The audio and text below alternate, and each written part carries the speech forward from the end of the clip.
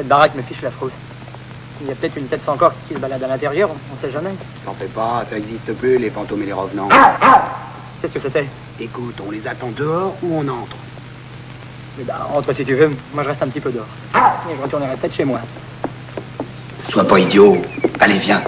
Je suis pas idiot, j'ai entendu quelque chose. Peut-être que c'est la jolie tête de Madame Powell qui dégringole l'escalier. Mais bon, bah, moi je m'en vais parce que... Amène-toi. Écoute, Michel et Linda vont nous virer de cette affaire si tu continues à faire l'abruti. Je fais pas l'abruti, j'ai la frousse, c'est tout. Et il y a autre chose, ce Michel, il me revient pas. Quand un gars te donne beaucoup de fric, c'est pas utile qu'il te revienne. Oui, bah moi je dis que si c'est ça que Linda Swan est venue chercher à la ville, elle aurait dû rester chez elle. Oh. Hé, qu'est-ce que c'est que ça? Amène-toi, Henri. Regarde là. Qu'est-ce qu'il y a? Le sac n'était pas renversé hier, ça j'en suis sûr. Ça suffit, Richard. J'en ai assez de tes histoires de fantômes. Je vais faire un tour au premier étage. Bien sûr, tu peux me chambrer et t'en aller en faisant le malin, mais où elle est ta boîte de pudding? Ma quoi? Hier, t'avais laissé une boîte de pudding sur la chaise. Oh, j'en sais rien. J'ai dû la prendre, probablement. Viens, ils sont là. Salut, Michel. Salut. Bon, c'est ce qu'il faut, hein? J'étais sûre que ça te conviendrait.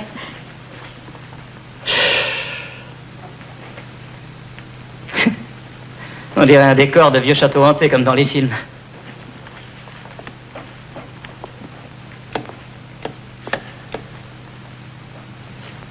Tu es sûr que personne vient ici? Jette un coup d'œil, rien n'a été touché depuis des années. Ouais. Excepté mes conserves. Quoi? Je parlais de mes boîtes de conserve. Ah, viens voir par là. Je crois qu'on pourrait s'installer dans cette pièce, ce serait bien. Qu'est-ce que tu en dis? Ouais. Je trouve que c'est tout à fait ce qu'il nous faut. Il y a des volets, on pourra même allumer la nuit. Je croyais qu'on devait avoir fini avant le soir. On va pas passer une nuit ici. On ne sait jamais, il faut toujours prévoir. J'ai entendu que vous parliez de la nuit. Oh, Michel, regarde cette table. Ne t'affole pas, essaie de te calmer, Richard. Demain, tout doit être terminé. Michel, c'est notre plan. Ce guéridon doit avoir plus de 100 ans. Dis donc, tous ces objets, ces meubles valent une fortune. Qu'est-ce qu'il y a dehors? C'est une véranda.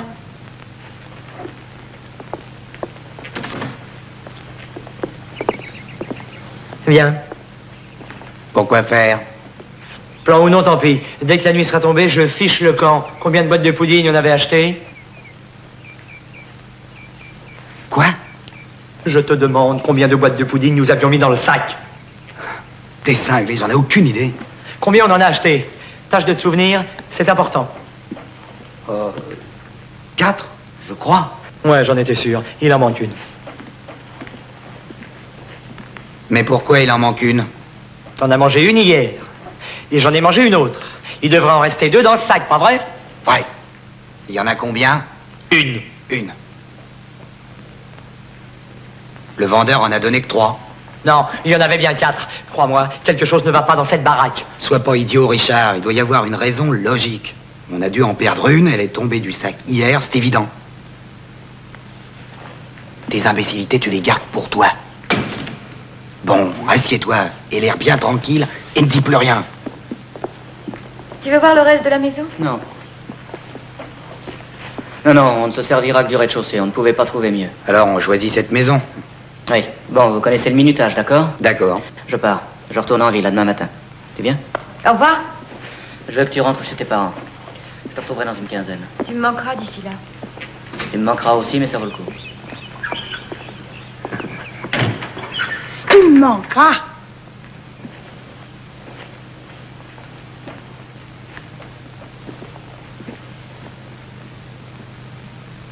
Viens, tirons-nous d'ici. Rien ne peut me faire plus plaisir. Oh, regarde. Je vais la laisser là, exprès. Et demain, tu la retrouveras. Tu la retrouveras, ta boîte filante, juste au même endroit. Tu la retrouveras. Viens, grouille-toi. À moins que la ravissante tête de Madame Powell ait la fringale. T'as tort, faut pas blaguer avec ces choses-là. Je t'ai bien eu, t'as eu la trouille. Tu te crois malin, hein? Mais oui, je suis un petit malin. Au revoir, Madame.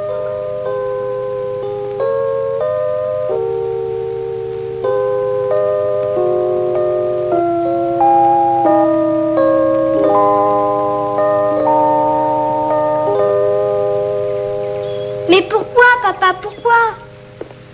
Parce que c'est la seule chose sensée, mon garçon. Nous ne savons pas où il a traîné, nous ignorons de quel germe il est porteur. En fait, on ignore tout de lui. Il peut ramasser n'importe quelle maladie en ville et la ramener ici. Mais je t'assure que non, il fait rien de tout ça. Daisy, on ne peut pas savoir. Les maladies sont longues à déceler. Il faut me croire, ma chérie. Un chien ne vaut pas qu'on risque la santé de la famille. Écoute, si tu veux, je t'achèterai un joli chien. On mettra une barrière autour du jardin. Mais j'ai pas envie d'un autre chien, je veux avoir mon Benji. Pourquoi pas mettre une barrière pour Benji? Marie et moi, nous en avons parlé. J'ai dit que ce serait une erreur de faire ça. Pourquoi? Daisy. Benji est vraiment particulier comme chien. Cela fait longtemps qu'il est indépendant et je crois que Benji serait une bête malheureuse si on l'enfermait. C'est ce qui est souvent bien difficile quand on aime, savoir faire ce qui est bien pour celui qu'on aime, même si ça vous fait beaucoup de peine. C'est ce que votre père essaie de faire pour vous. Et c'est ce que vous devez faire pour Benji, si vous l'aimez. T'es injuste, Marie.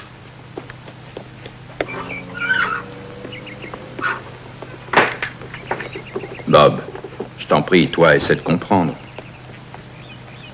Je sais, papa. Alors va consoler ta petite sœur. Allez, va.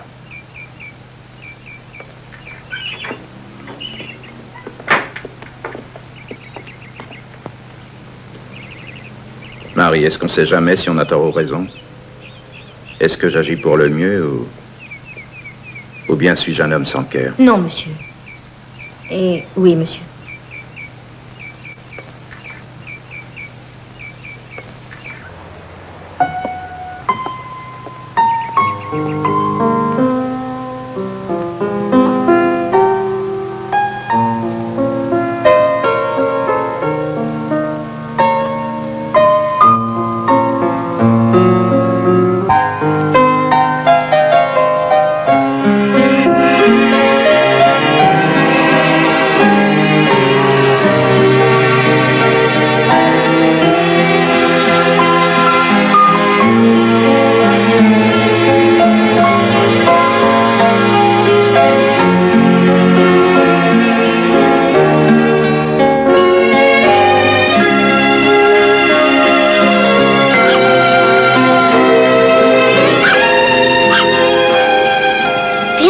Faut aller à l'école. 5 minutes avec Mademoiselle Galtier, ça fait oublier n'importe quoi.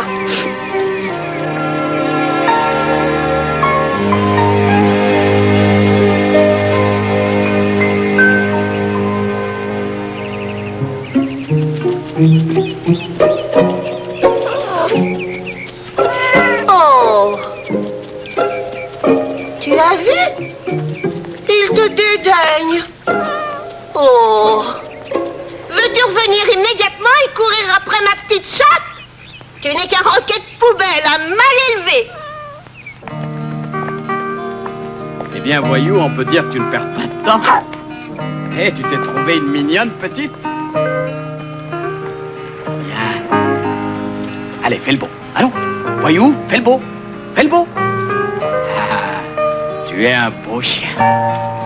Elle fait semblant de ne pas être impressionnée, mais entre nous, elle l'est. Tu sais, je ne voudrais pas être désagréable avec ta jeune amie.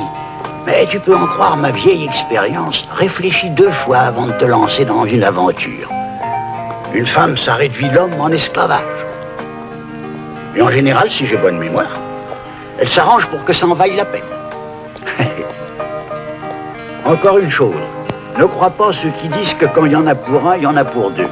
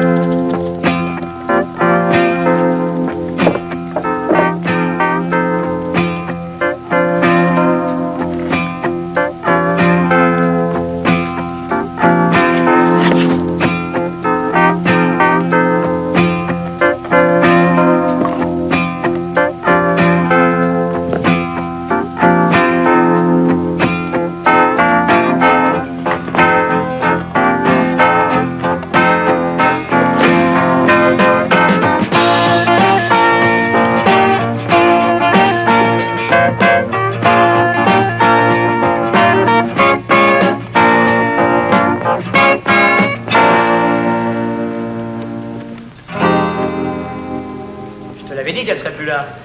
Je te l'avais dit que la boîte de pudding se serait fait la paire. Eh ben moi, je vais en faire autant. Tu vas pas la fermer, ça fait 3 fois que tu me sers cette salade. Maintenant, ça suffit. Brouille-toi d'écrire, on est en retard. Alors dis-moi où il est passé, mon pudding? Comment veux-tu que je le sache?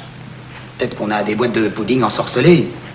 Un môme aura probablement vu la porte ouverte et l'aura fauché. Tu vois ça, toi? Un môme qui entrerait dans cette baraque et qui fera absolument rien d'autre que de se taper le reste d'une boîte de pudding déjà à moitié mangée. Non, mais tu vois ça? Tu écris, si vous voulez revoir vos enfants, etc. Là, ça me serait déjà difficile d'écrire si j'étais tranquillement chez moi. Alors ici, tu parles, c'est presque impossible. Bon.